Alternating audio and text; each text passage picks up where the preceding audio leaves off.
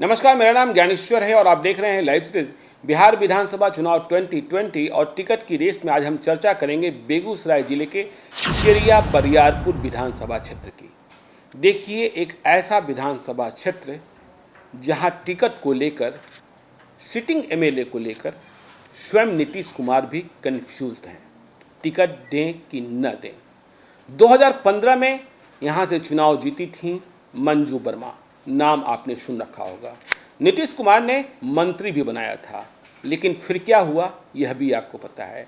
तो आगे हम आपको बताएंगे, लेकिन 2015 के नतीजे के बारे में आपको पहले बता दें। 2015 में जो हमारे पास रिकॉर्ड सामने है, 2,31,545 मतदाता चेरिया बरियारपुर विधानसभा क्षेत्र में थे, जिनमें से 1,38,565 मतदाताओं ने मत किया था, जो 59.84% होता है। कुल 11 उम्मीदवार चुनाव लड़ रहे थे, जिनमें नोटा भी शामिल था। तो मंजू वर्मा ने 69,795 मत लाकर चुनाव जीता था और उन्होंने चुनाव हराया था लोजपा के अनिल कुमार चौधरी को, जिन्हें 40,059 मत आए थे।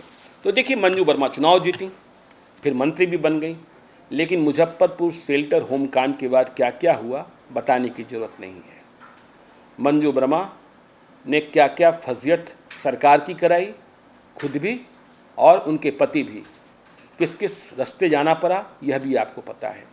तो 2020 में इसी कारण से नीतीश कुमार कंफ्यूज्ड हैं कि मंजू वर्मा को टिकट दें कि नहीं दें।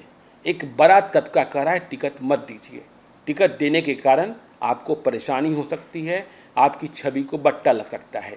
लेकिन सामाजिक समीकरण भी देखना है और बहुत सारे गणित होते हैं, क्या होगा क्या नहीं होगा, क्योंकि मंजू वर्मा यदि टिकट नहीं भी प्राप्त होता है किसी पार्टी से, तब भी वह निर्दलीय चुनाव लड़ेंगे, यह लोग मानते हैं। तो जदयू का नेतृत्व यहाँ कंफ्यूज है। अब मंजू वर्मा को टिकट नहीं तो किसे, यह भी चर्चा है। तो देखिए, यहाँ हरिहर महतो हैं पूर्व मंत्री, उनकी पुत्रवधू बिमला देवी की चर्चा है। रामजीवन सिंह राजनीतिक पुरोधा हैं, नीतीश कुमार भी बहुत सम्मान देते हैं, लेकिन जाति से भूमिहार हैं। उनके बेटे राजीव नयन उर्फ फोलो की भी चर्चा है, लेकिन यहाँ किसी कुर्मी कोयरी को ही टिकट देना होगा, यह बात भी सही है। तो ये सारी स्थितियाँ परिस्थितियाँ, तो क्या ऐसी सूरत में जदयू क्या यह सीट छोड़ भी सकती है, बशर्ते लोजपा साथ रहे। लोजपा यदि साथ रहे तो 2015 में जो चुनाव लड़े थे अनिल कुमार चौधरी, वे लोजपा से फिर से टिकट के सबसे बड़े दावेदार हैं।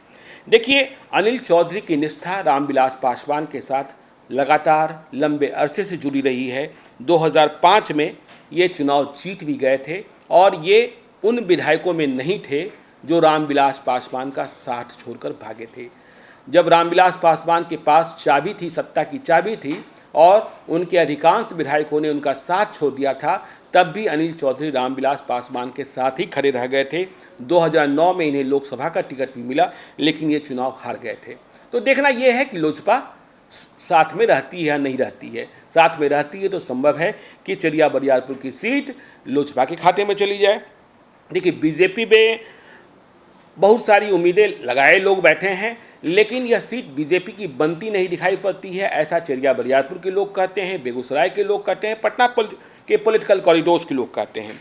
वैसे बीजेपी में भी उम्मीदवार कई हो सकते हैं। अशोक महतो की चर्चा होती है, राम कुमार वर्मा की चर्चा होती है, कुंदन भारती की चर्चा होती है, जो यह उम्मीद लगाए बैठे हैं कि यदि सीट भाजपा के खाते में जाए तो जाए। अब सवाल ये पैदा होता है कि महागठबंधन की तरफ से क्या होगा। तो महागठबंधन में देखिए, अभी उम्मीदवार बहुत स्पष्ट नहीं है, क्योंकि 2015 में तो लोजपा को लड़ना था महागठबंधन के खिलाफ एनडीए में। अब महागठबंधन की सूरत दूसरी है, नीतीश कुमार साथ हैं नहीं, अब उपेंद्र कुशवाहा इधर साथ हैं। तो उपेंद्र कुशवाहा की पार्टी से सुदर्शन सिंह हैं, धर्मरथ के मालिक हैं, कोई 100 से अधिक बसें इनकी चलती हैं, पहले भी निर्दलीय चुनाव लड़ चुके हैं, वे टिकट के दावेदार हैं।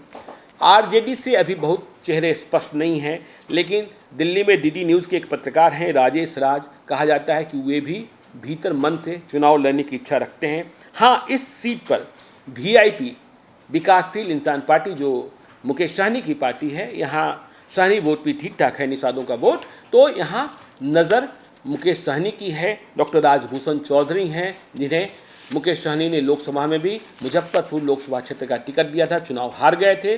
तो डॉक्टर राजभूषण चौधरी को मुकेश सहनी चिड़िया बरियारपुर से चुनाव लड़ाना चाहते हैं महागठबंधन से, लेकिन सीटों का एडजस्टमेंट कैसे होता है यह देखने वाली बात होगी। तो चिड़िया बरियारपुर की सूरत ये है। आप देखते रहिए लाइव सिटीज़ को। यदि अब तक आपने हमारे YouTube चैनल को सब्सक्राइब नहीं किया है तो जरूर कर लीजिएगा, और यदि इस वीडियो को आप फेसबुक के माध्यम से देख रहे हैं तो पेज को लाइक कीजिएगा, ट्विटर पर भी हमें फॉलो कीजिए। धन्यवाद।